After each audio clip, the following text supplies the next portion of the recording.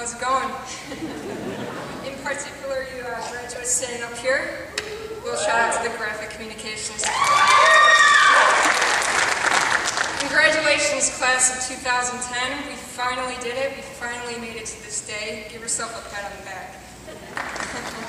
It truly is an honor for me to be speaking up here in front of you all on such a memorable day such as this. And I must admit that I have been struggling with what to say in this moment for a very, very long time.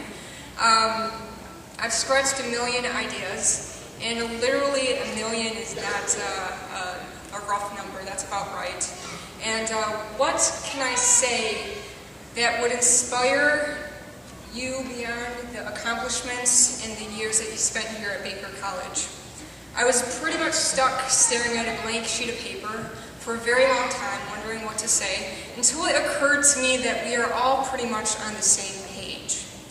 Let me start by saying that you are awesome. Each and every single one of you graduates are totally, totally awesome, and you should be proud of your accomplishments to have reached this day. Take a look around you. Look behind you, look up front here at the faculty, and observe all the wonderful people here present to watch you enjoy such a memorable moment like this. You have a lot to be proud of, and it is indeed your day today. We are closing a chapter of our life by graduating here at Baker College, and we are flipping to that next page to start writing our new one. Some of you may know exactly what you're doing after the ceremony is over. You know what you're doing tomorrow, and you've already started writing the first lines of your next chapter. Some of you are flipping that page and you're looking at that blank sheet of paper and you're totally freaking out. You're like, I have no idea what I'm going to do. That's okay. And if you're the uncontrollable artist like me, you just have a bunch of doodles and scribbles on your page, hoping magically they're going to turn into some great words sooner or later. It is normal to pause and to breathe before that next line is written. As we hesitate, know that we have been at this stage before. We have all written new chapters of our life many, many times, and we will write many, many more throughout the rest of our lives. But if you're wondering where to get started, I want you to do this. I want you to close your eyes and think about what it is that you really, really want to do with your life. What do you really want to do after this ceremony is over? What are the dreams that consume your thoughts on a daily basis? What will make you happy? Do you see it? It's right in front of you, taunting you to go out and grasp it. I want you to write that chapter. I want you to write the chapter that you desire and dream about, because there is absolutely no reason why you can't be living that life and doing what you absolutely love to do, doing the thing that's going to make you happy. Baker College, or let me backtrack, Eleanor Roosevelt had it right when she said that the future belongs to those who believe in the beauty of their dreams. Baker College here has helped provide us with the knowledge necessary to fulfill that chapter that we want. Embrace your knowledge and use it. Embrace your courage and go after your dreams. This moment is not a bookmark where we stopped writing. We continue going forward and we continue writing that word by word, that next sentence by sentence, that paragraph by paragraph, into that never-ending composition that we will be writing for the rest of our life.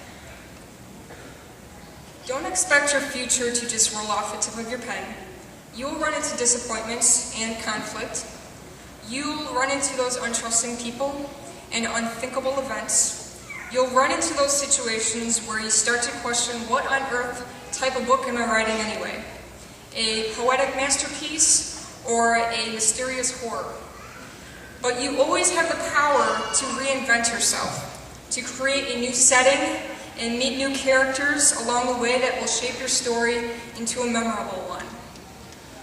Mark Twain said that really great people, I quote, really great people make you feel that you too can become great. Therefore, surround yourself with positive people and share your dreams with them. Share your dreams with them, because you can't get through the journey by yourself. You need a traveling buddy. someone to help you guide your way to get to your dreams. You need a mentor, a supportive friend, those who will help you when it's not expected of them. These are the characters you need to come across because they will help you overcome the obstacles you are sure to face. You will face them when fulfilling your dreams. I have been fortunate enough to learn from many inspirational people who have shared with me chapters of their authentic life and have shaped me into the person who I am today. When I reflect on the chapter that I am currently ending, I think about these characters.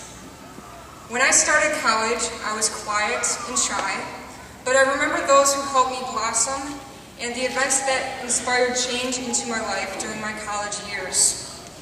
I remember my instructors who silently raised my confidence by taking the time to tell me that my graphic design work was outstanding. The sound of her compliment overshadowed the noise of my doubt. And it was in this moment that I learned the power of encouragement.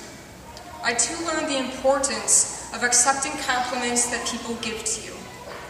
Today I'm proud to call this instructor my greatest mentor, friend, and colleague.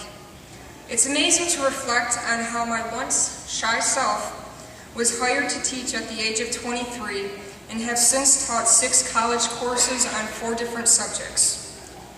In your next chapter, will you seize the opportunity to encourage someone else and possibly provide those life-changing words they need to hear in order to move forward? I also remember a mother who lost her 16-year-old son to suicide and the strength that she and her family hold to this day. She would tell me how she takes it one day at a time, she has her faith and her support to keep her strong, and she remembers to keep smiling, despite everything that they've been through. This tragedy made me realize and reflect on how precious our lives are, and it inspired me to create an informational website about hard youth subjects and volunteer for a nonprofit organization in an effort to prevent a tragedy from happening to someone else. In your next chapter, will you give back to the community? How will you make a difference?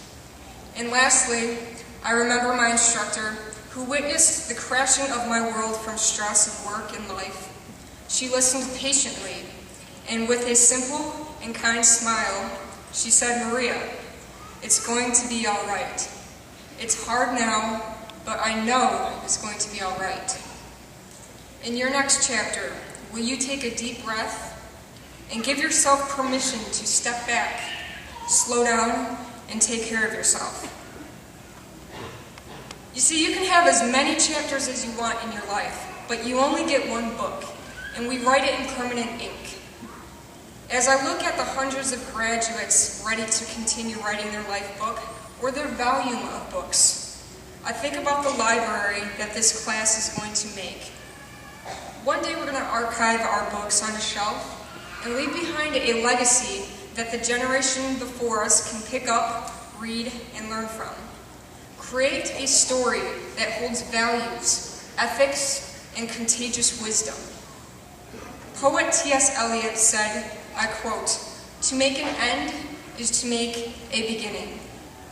It may be uncomfortable to take that next step of change, but as you press that pen against your paper and fill that blank page space, remember to look back occasionally and see how far that you've come. You are beautiful, you are smart, you are strong, and did I mention that you are totally awesome?